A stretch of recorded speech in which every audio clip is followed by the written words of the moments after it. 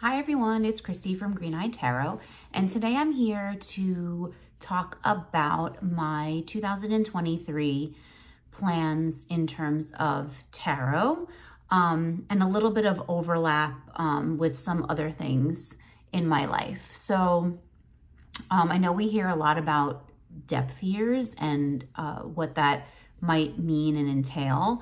My understanding of a depth year is just your commitment and devotion to using, enjoying, experiencing, exploring things that you already have.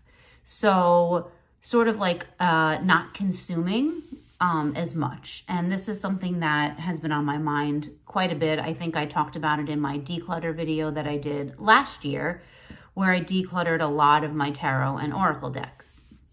So this relates to my tarot and oracle library, but it also relates to some other things in my life. So, and recently I heard something that really resonated with me, talking about depth, not breadth.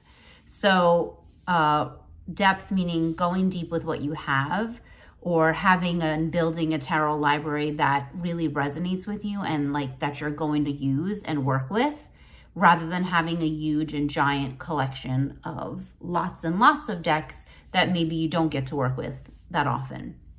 And this is very personal. This has really nothing to do with anyone but me. So people who have 500 decks in their tarot library, that's wonderful. I think that if it makes you happy and if it's, you know, what you want to do, then that's totally fine. This really has nothing to do with anyone else but me. I've really been doing a lot of reflection about lots of areas of my life and how to declutter many different areas, not just tarot. This just happens to be one that I can really focus on, and I can sort of pare down and sort of direct how I want to move forward in my tarot practice. I have control over this. These are all things I have control over. So I sort of wanted to focus on this depth year and thinking about what that means in terms of a lot of areas of my life. So I recently watched a video from Jessica, the Stitchin Witch. So I'll link her channel below about things that she's not going to buy in 2023. So she talked about a lot of different things. And I kind of thought about that. So tarot decks is definitely one of them, and oracle decks. And I'll talk about that in a minute, because really this video just relates to what I'm doing in 2023 in relation to tarot. But I decided that not just in regards to tarot, I'm going to really try to focus on things like books, because I have a huge library of books. My to-be-read pile is ridiculous. There's books all over my house, everywhere, stacked up piles of them, and I really feel like I need to focus on reading the ones that I have. So definitely books. The other thing is, oddly enough, coffee. So I noticed over the last 3 months, I have every single morning gone and gotten coffee, whether it's Dunkin' Donuts or Starbucks. I don't know what it is about the winter. As soon as it starts to get cold, I can't make my own coffee for some reason, and I don't even understand this. I have a Keurig. I enjoy French press coffee. That's something that takes more time, so I don't really have time in the morning. I'm up and out 5:30, 5:45 every morning, so I don't have time to do the French press. It's a little bit more involved, but I have a Keurig, which takes no time at all, and I have no shortage of travel mugs where I can make my own coffee. So really, it's just a matter of me being lazy and me wanting someone else to make my coffee for me. So I've decided that's one of those things that I definitely need to get under control, because that adds up in terms of money. And also too, me focusing on my health. There's a lot of added sugar and hidden, things nutrition wise when you have coffee made for you out of your home. Yes, they taste better, but I need to sort of get it under control. That's one of those things I've decided I have to get under control. That, and also eating out. We don't eat out that often, and we don't order out that often, but I do want to cut it down. It's not like I usually cook during the week. I cook every night of the week. But there's sort of this mentality of the weekend comes and you know, the kitchen shuts down, and it really shouldn't be that way. The kitchen is there. We can make food all weekend. It doesn't have to be that every weekend we have to go out for a meal. So that's one of those things I'm definitely focusing on. But, so those are like the big three. I'm sure there's other things in other areas of my life, but this is really about tarot. And I'm sure the reason why you're all here is to really just hear about the tarot decks.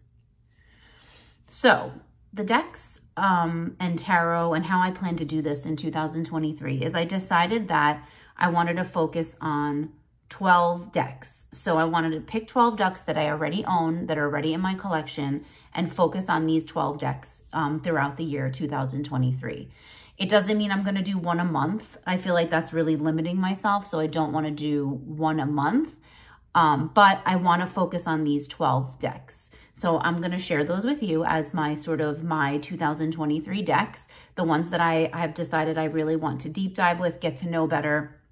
Some of them I've had for, you know, quite a long time. Some of them are fairly new to me. So there's a good mix in here.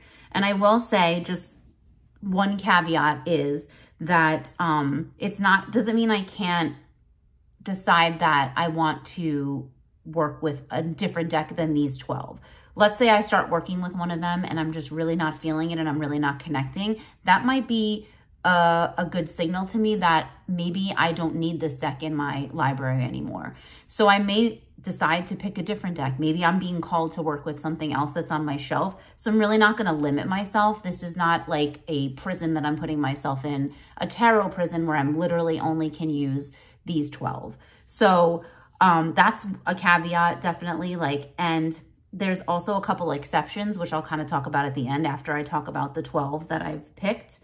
And the other thing with my sort of depth year with tarot is I'm limiting myself to no more than 5 new decks. So I'm not doing a no buy because I feel like that's setting myself up for failure. Let's be honest, I'm not going to not buy a tarot deck this year. I've already bought a tarot deck this year, so I've already failed in that I'm allowing myself the max of 5 new tarot decks in 2023 and no oracle decks because my oracle collection I have enough already and I don't use it. So I am not purchasing any oracle decks this year. That I feel like I can stick to. But tarot decks, I'm limiting myself to 5. And again, I'll talk about ones I've already purchased in 2023 and it's only the middle of January. So I do have my eye on a few, but like I said, I'll kind of talk about that at the end of this video. For now, let's get to the 12 decks that I'm going to be using in 2023. These are in absolutely no particular order. So I'm just going to randomly talk about these 12 decks. These are the ones that I already have. They're already in my tarot library, and I would love to get to know them better. So the first up is the Black Violet Tarot. So now this is the Cherry Blossom edition. So this is the one that's sort of got that blush pink color. It's really beautiful. I was so excited to get this. I think I talked about how I wasn't really called to the one that was just sort of the cream color and black, but I really, really like this. And it's in order because I had every intention of sort of going deep with this deck. So this is definitely one of those that my feeling was that I do want to go and dive deep with this deck. So it's still in order because I haven't really used it. And this is what happens a lot with decks that I get.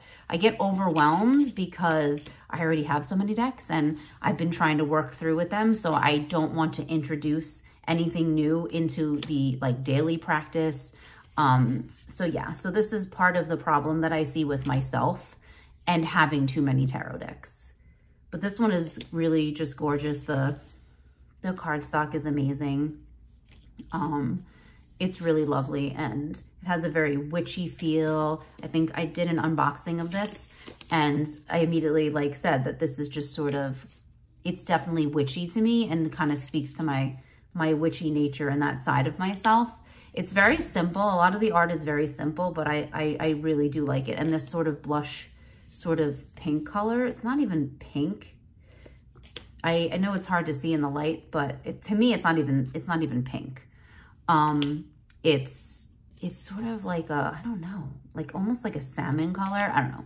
I'm not even a pink person. I don't even like pink that much, but this one, I definitely was drawn to, and I'm really looking forward to kind of getting to know this.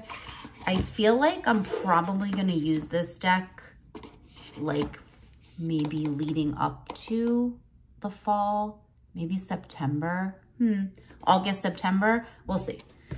I'm not limiting myself to when I'm going to be using these decks either, but I feel like I typically have a seasonal tarot practice. So, and I feel like that one's going to be probably around that time. Okay. So the next one is the Moonchild Tarot. I actually purchased this from another tarot tuber who was sort of cleaning out and decluttering her own tarot collection. So I did purchase this secondhand, and I'm so glad I did because I've kind of had my eye on it. This deck has been out for a really long time. This is not like a new deck in any way, shape, or form. Was not really into the Star Child, but this one definitely sort of piqued my interest more. But yeah, this is a really beautiful deck. This is Danielle Noel. She, you know, has several decks, and oracle decks, tarot decks, but I don't have any other by her. But this one definitely piqued my interest. To me, it definitely has like more summer vibes, spring summer vibes. I have a feeling I'm going to end up working with this in the summer. To me, some of the cards remind me of like being in the desert. So I feel like this is definitely going to be like a summer deck for me. But yeah, I really like the larger size. The MAC cardstock is really nice. This person keeps their decks in pristine condition, sort of like I do. So, you know, so it's in really great condition, like I said, even though it's secondhand. I love this. Look at that Two of Swords. So again, this is like, I'm typically not drawn to these types of decks. Like I said, I don't have any other Danielle Noel decks. It's nothing against her or her decks or her artwork. It's just, I'm drawn to very specific types of decks. And that I feel like is ever evolving and ever changing for me. But yeah, this one looks really beautiful. And I'm really looking forward to sort of getting into this deck. Like I said, maybe the summer probably. And it has a really nice guidebook with it, which is nice. It's big. It's a big chunky guidebook. We all love big chunky guidebooks, don't we? And it's in full color. So it's a full color guidebook. And it's like really nice paper. Like for those of us who are like aesthetic snobs, deck snobs and book snobs and things like that. It has a really nice chunky guidebook. So I'm definitely looking forward to getting to know that one better because it's brand new. I got it like towards the end of last year, probably like October. And I haven't really pulled it out because I've been sort of saving it. So yeah, so that is the Moonchild Tarot. So the next deck that I plan to work with in 2023 is the Starseeker Tarot. This is by Nikki Ferrada. She is the Man Mystic on Instagram.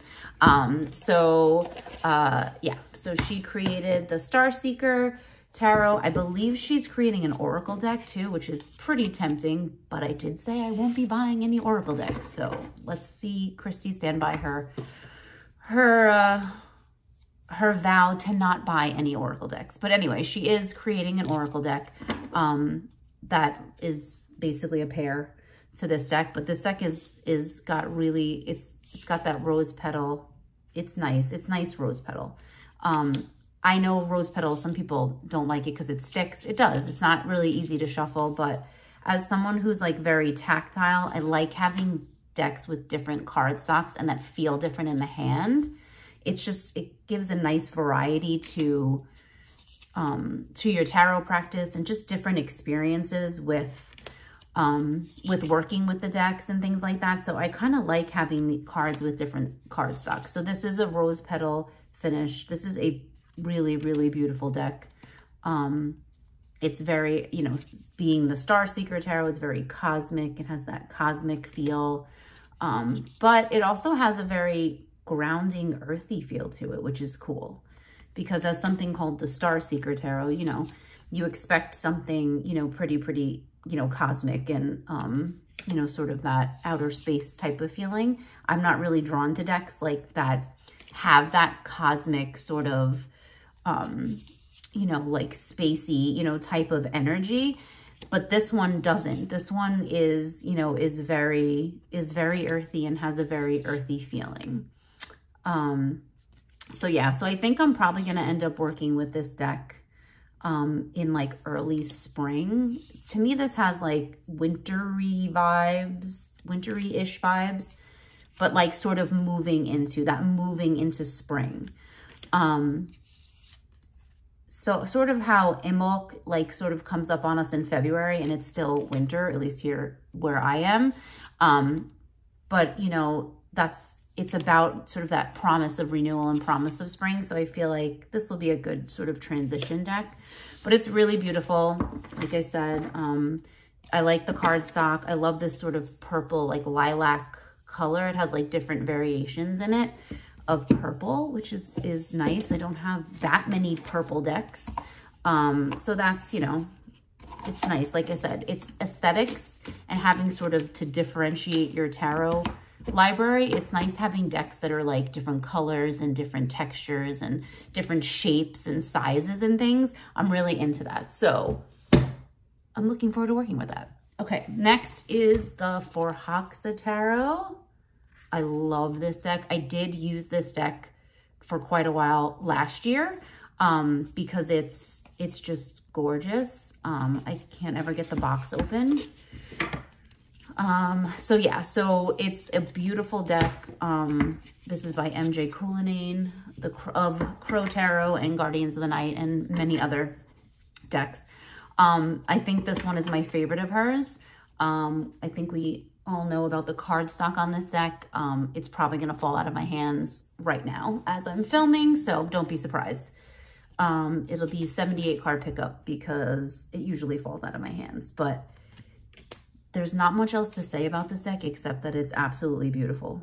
Like, it's just, there's so much depth, and I love the guidebook sort of tells a story and has like these characters, it takes place in this fairyland. And I love how like all the different fae creatures have different like wings and just different appearances. It's like they're all different types of fae, which is really cool. So yeah, I mean, I love fae energy. I tend to love fairy decks, but I don't always love how they're depicted. It's sort of like they have to speak to me on a certain level, and this one just does. And again, I love that it's borderless except for the titles on the bottom. I love the larger size. I know some people don't like larger size decks because they can't shuffle them. It's okay. I don't really riffle shuffle that often. So I overhand shuffle. This one flies out of my hands no matter what I do. So it's okay. Oh my God, I love this 6 of air.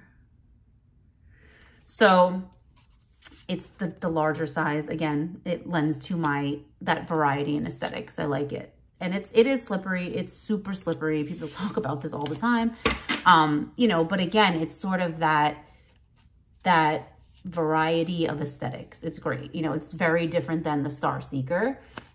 Because Star Seeker's rose petal, this is like super slippery, but like it fans really well. You know, it's all about that tactile experience for some of us. And this is, again, one of those that's just super, like, you know, a super different than any other kind of cardstock I have in my collection. So Forhaxa, definitely will work with this in September, October. I believe that's when I did it this year. So yeah, probably will happen again. Okay, this is deck number 5. And I probably need to speed it up a little and stop talking so much about each deck. But this is another one of those decks that I've had for a little while. It is the Tarot au Etranges. This is a French deck. And I did a walkthrough on my channel that actually was viewed quite a bit, which I was super excited because I feel like a ton of people bought this deck after watching that video. And I think that that's really cool because this deck is really amazing. And I feel like a lot of people wouldn't have heard about it unless like a whole bunch of tarot tubers started talking about it. And I've seen it so much more, which is awesome. I'm definitely not the only one who's spoken about this deck, but so many people commented that, you know, they fell in love with it or they went and bought it or, you know, so that's like super cool. So this deck is super feminine. It's this beautiful watercolor artwork. It's just really special. Again, I don't have anything like this in my tarot library. I was super pumped to get this. I believe I got it off of Amazon. It comes from like French Amazon, but I ordered it off of regular Amazon, and that's where, you know, it's shipped from. But yeah, it's really beautiful, really beautifully done. Again, it's very feminine. There's really no masculine energy at all in this deck. So if you're someone that really wants that, you know, variety in like every deck they have, then it's probably not going to be one for you. But this is one of those that I definitely need to go deep with. Probably spring/summer, because it just definitely gives me those vibes with all the colors. But I love watercolor, and this cardstock is divine. It's a matte cardstock, but it's very silky. So it's almost like rose petal, but I love this strength card. But it's nice. There's body diversity, which is amazing, you know, to see. But it's just really cool. It's like being part of the forest. The way I look at this deck, and the guidebook is completely in French. So I do read a little bit of French, so I can actually read the guidebook, but I've sort of love using this deck more intuitively. And it just like reminds me of if someone went into the forest and sort of was there for so long, they just became part of the forest. Like they became part of the forest and the forest became part of them.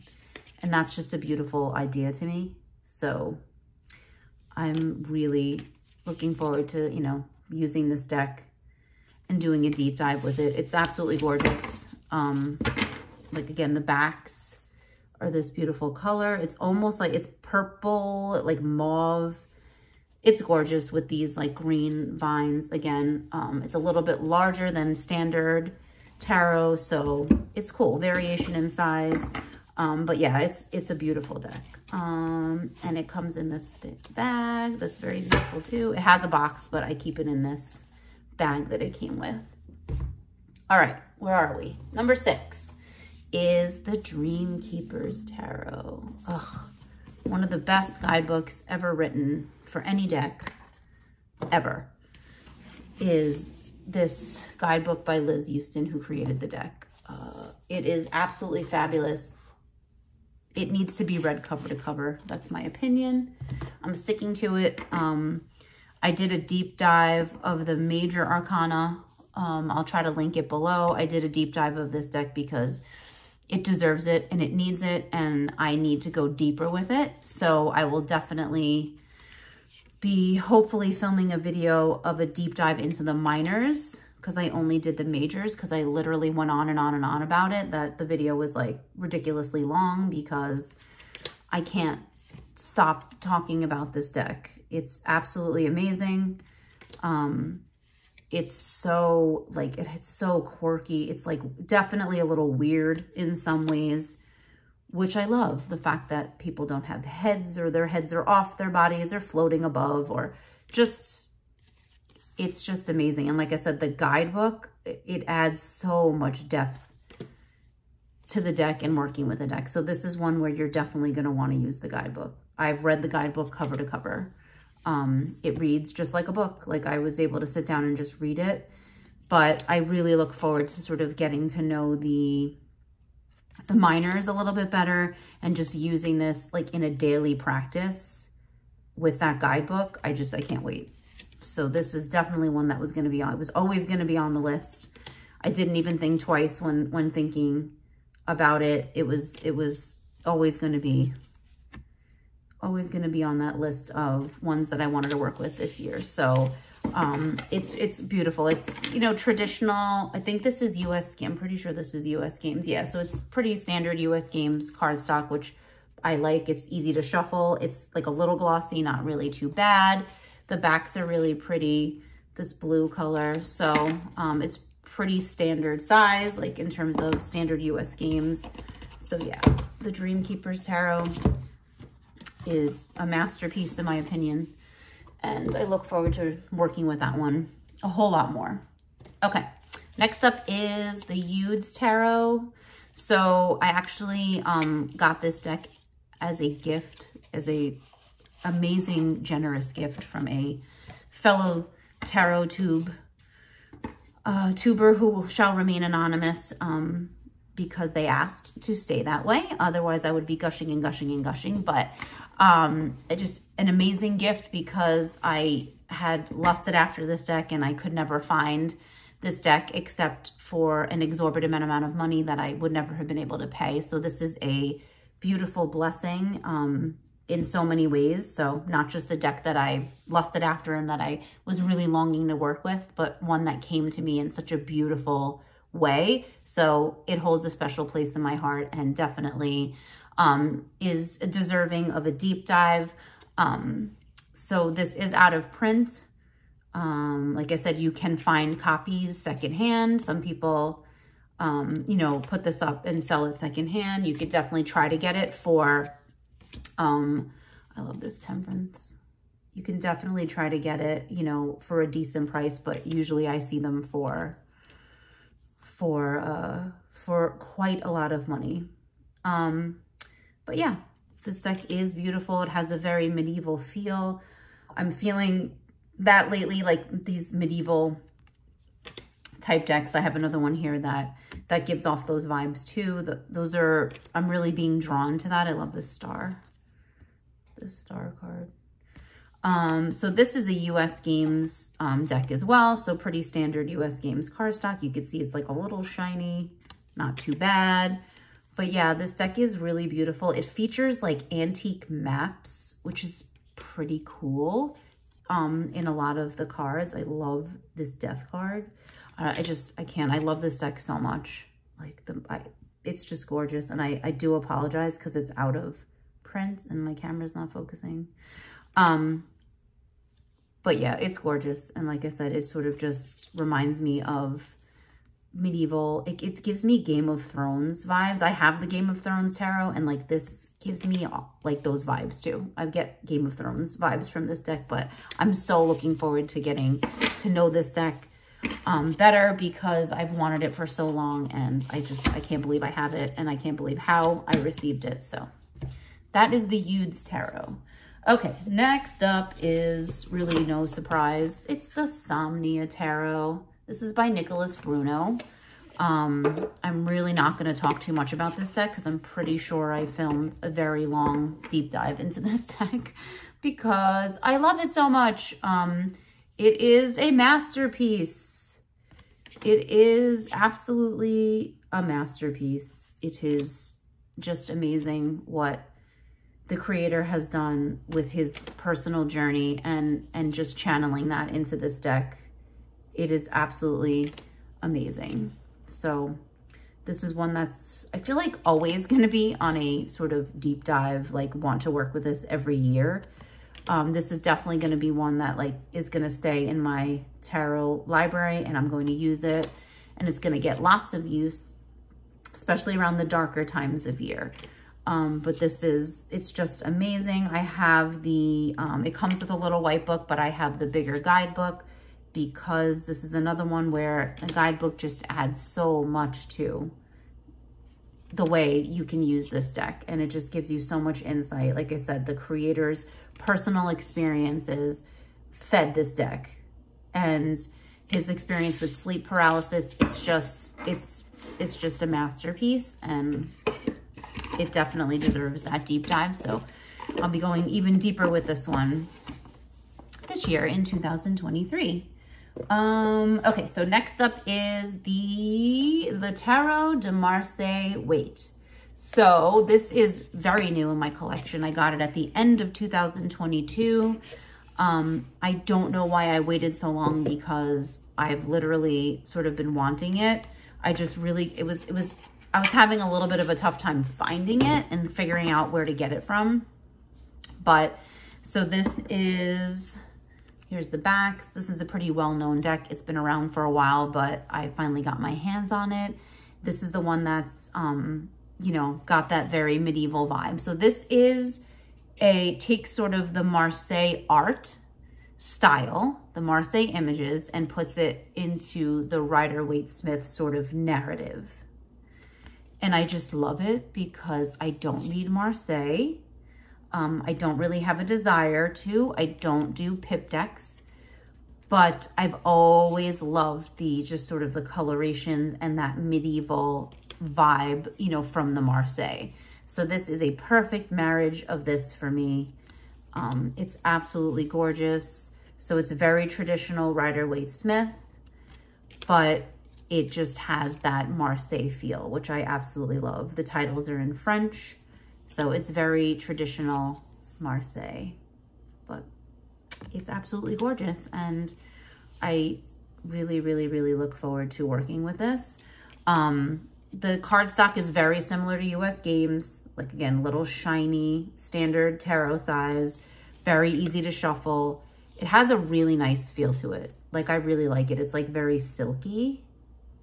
Again, me with my tactile stuff, but it's super silky and really feels nice in the hands. And I just really can't wait to start using this. I'm pretty sure this is going to be like the first one I start using, because I just can't wait. I really adore it, and I'm so happy I have it now. So that's the Tarot de Marseille Waite, or the Marseille Waite Tarot. So that's one of the ones I'll be using in 2023. Okay, so next up, how many are left? 1, 2, 3. I'm almost done. I'm almost done blabbing about tarot decks. Okay, so the next up is in this beautiful bag, this beautiful crochet bag made by Crochet Witch Wares. It has little tiny acorns on it. It's the cutest thing ever.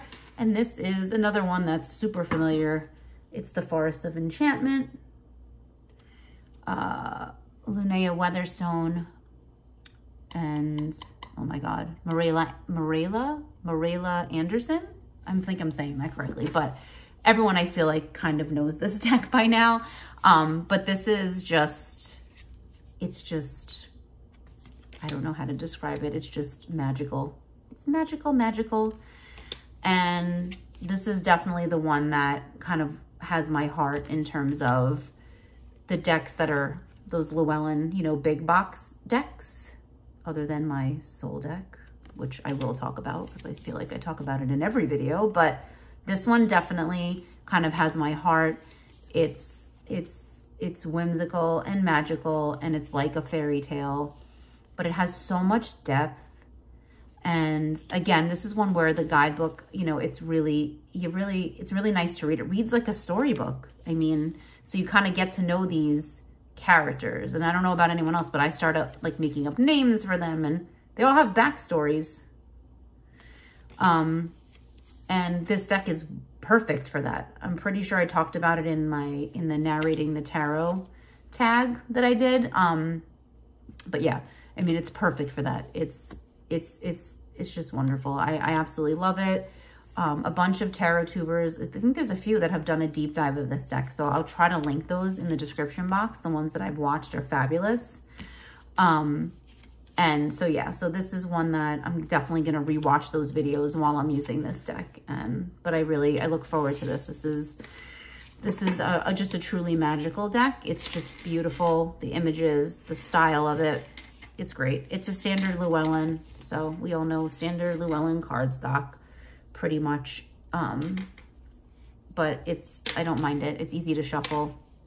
That cardstock never, you know, bothered me before. Okay, so next is the Magical Nature Tarot. I'm not going to talk about this. I literally just filmed a walkthrough of this because it's pretty new. It's gorgeous. It is a special sort of echo herbage cardstock which is really nice. It's just so different than anything I have because it's made out of recycled plant parts and leaves and grass. And the images were created by collage using parts of plants and flowers and herbs and metals. And it's beautiful. It truly is magical. Magical Nature Tarot. This is one that, you know, I'm definitely going to be getting to know better. It's gorgeous. And like I said, I literally just did a walkthrough of this, but it's truly magical because it literally has nature in it. And like I said, this cardstock is like nothing I have because it's this brand new type of cardstock. So it's really cool. Again, aesthetically and just, you know, tactilely, it's amazing to have, you know, this different cardstock. So that's the Magical Nature Tarot. So definitely going to be using that one in 2023. Okay, last but not least, in the 12 decks for 2023 is Fyodor Pavlov Tarot. So this is the mass market that came out a few months ago. This is US Games. There was an indie edition of this deck, but this is the mass market version, which I must say was really well done. Like in terms of quality, it's really well done. The cardstock is amazing. I can't get the box open. It has a hardcover guidebook, which is interesting. You don't see many decks with hardcover guidebooks, but it is full color. It has really nice pages. So yeah, I don't really like hardcover, so I would prefer it to be soft cover, but we're not going to be picky. I'm not going to be snobbish about this, especially this deck, because it's gorgeously produced. The cardstock is amazing. And these backs are like everything because this part's like matte and this card's like the foil. So it's like a nice mix. They're a little bit larger. I love the bigger the cards, the better to me. I don't like small cards. This is still in order because I've been too scared to take the cards out and use them because they're so nice. So got to get over that. It does have gilding on it. But this deck is just special. I love sort of that monochromatic with just hints of color. It's just, yeah, this is a really beautiful deck, and I was waiting and waiting and waiting for the we'll skip that one because I didn't really do a nudity warning, so sorry. I love the strength card. This has like a really like that's like a Slavic feel, like sort of, I didn't get the Slavic Legends Tarot because I have this, and I feel like this kind of has that same feeling. It's giving me those same like vibes, but this is just, I don't know, just gorgeous. Like, again, I think this is a masterpiece. And, you know, definitely different than anything that I have in my collection. So I'm really looking forward to working with this once I get over the like not wanting to ruin it and ruin the cardstock because the cards are so nice. But it definitely has like that queer energy, that, you know, featuring, you know, LGBTQ plus people, you know, so it's super inclusive, which is great. Again, I don't really have decks that sort of fit that niche in my collection, so I'm super excited to have this one, and I think it was really well done. And it just sort of has like that avant-garde type of feel to it. It just, I don't know, like that, it sort of reminds me of like Paris as well, like that sort of like that really indulgent, like Parisian feel, like sort of Paris in, I don't know, like the golden age, you know, it definitely gives me those vibes in some respect, but it also kind of has a medieval feeling to it too. Like some of the cards definitely are, it just like it ticks a lot of boxes for me. But yeah, it's really beautiful. Like I said, I like the different sort of like the pops of color on like the different, so like the suits have different colors. So like cups have this really pretty blue color, like the backs. And then swords have this red color. I don't know, I just like the pops of color. And then the pentacles are like this. I like this card. Are like this sort of orangey yellowish color. So yeah, the pops of color really, it really adds something to the deck. So it's not really monochromatic, but it has like that feel to it. But it's really beautiful. They did a really amazing job production quality wise for a mass market deck. Is really nice. So that's the Fyodor Pavlov Tarot. Another deck I'm using in 2023. So as I said, it's going to be a low buy year for me. I'm limiting myself to 5 tarot decks, and I've already purchased 2. So I have the Magical Nature Tarot, which I just showed you. And on its way to me is the Terra Volatile, because I've been waiting for that deck to come back into print. So that is literally on its way. I should have it tomorrow or the next day. So like, that's one that like, sorry, but I'm definitely using that deck when I get it, because I've been lusting after it for quite some time. So that's definitely one that we're going to break the rules for. So that's on its way. So that's 2. So I only have 3 left for the year. So I'm going to be very selective with the decks that I bring into my collection, because I'm not really going to have a choice. And I kind of already have Tarot of a Witch's Garden on my radar, so I really feel like I'm going to need that one. So I'm going to be very limited, which is fine, but I also am not going to limit, like I said, myself to if I want to use other decks. So Terra Volatile is definitely one of those that's I'm going to use. And the other one is the Fairy Wicca Tarot, which I also got secondhand. Because that is out of print, but I planned on doing a deep dive with that deck, but in a different way as part of my spiritual practice, because I also have the big book, the Fairy Wicca book, and I planned on doing that anyway. So that's going to be sort of a separate type of deep dive. And then the only other deck that I will literally use the whole year, because it's my soul deck and I use it every day, is Tarot of the Hidden Realm. I mean, I'm never not going to use this deck. It's not really a tarot deck at this point for me. It's just literally like my best friend. I don't know. We can literally call it, you know, my friend.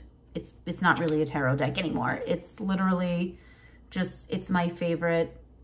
I couldn't really pinpoint, you know, why anymore. I mean, the artwork is amazing and speaks to me on such a different level. Julia Jeffries, like, she's an amazing artist, and sort of evokes that sort of, you know, primal, fae energy, sort of Celtic, you know, primordial energy. And that's, I just connect with it on a deep level. And I just love how intimate the deck is. So it has become more than just a tarot deck. I know a lot of people struggle, you know, with that sort of how close up and zoomed in. You don't really get a lot. And as someone who loves to have a very scenic deck that allows me to kind of step into the cards, it's surprising that I connect so well with this deck. But it's just beautiful and amazing. And I'm not going to really go on about it anymore, because I literally just gush about this deck all the time. But it's just beautiful and amazing. And I just got a new bag for it, which is absolutely gorgeous. Again, by Crochet Witch Wares. I'll definitely link her shop, her Etsy shop, and she's a YouTube channel, and her Instagram. And but I just got this beautiful deck with it has little charms on it, a moon and stars, and this patch, and it's this beautiful purple that, like, literally, like, could this be any more perfect? No. So yeah, so she's gonna be living in this pretty bag now. So yeah, so Tarot of the Hidden Realm I'll never not use. So that one is another cheat for the year, sorry. I'm definitely not limiting myself to just those 12 decks. It's gonna be very fluid, and I'm going to see basically how I feel. But I'm really going to try to stick to this for the year 2023, because I feel like this is, you know, just something I need to do for myself. And it's a very personal decision. It's a very personal journey for me, as it is, I'm sure, for everyone, you know, out there in tarot land. So Yeah, so please let me know in the comments, like, what you guys think. Like, are you guys doing something like this? What decks are you limiting yourself? Like, are there decks that you're like waiting for, and those are the ones like you're going to purchase this year? And just like what you're looking forward to working with this year, and what your plans are for your tarot practice. I'd kind of love to hear, because I sort of love to hear, you know, what everyone is doing, and get insights from other people. So yeah, definitely let me know what you're looking forward to using this year in terms of tarot. And if you're doing a depth year or sort of a low buy, if you're going to try to do that, we can support each other, because I need support, definitely. And yeah, please like and subscribe, and just, I hope to, you know, hear from a lot of you. And thank you for watching this very rambling and long video, and I will see you in the next one. Bye.